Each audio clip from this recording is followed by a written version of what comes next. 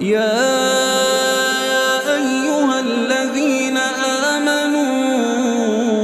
إذا نودي للصلاة من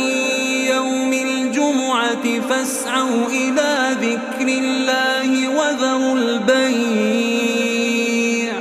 ذلكم خير لكم إن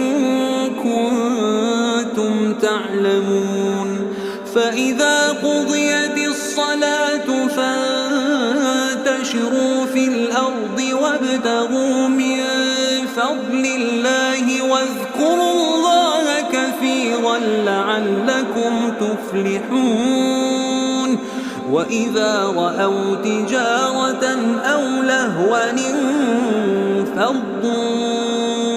إليها وتركوك قائما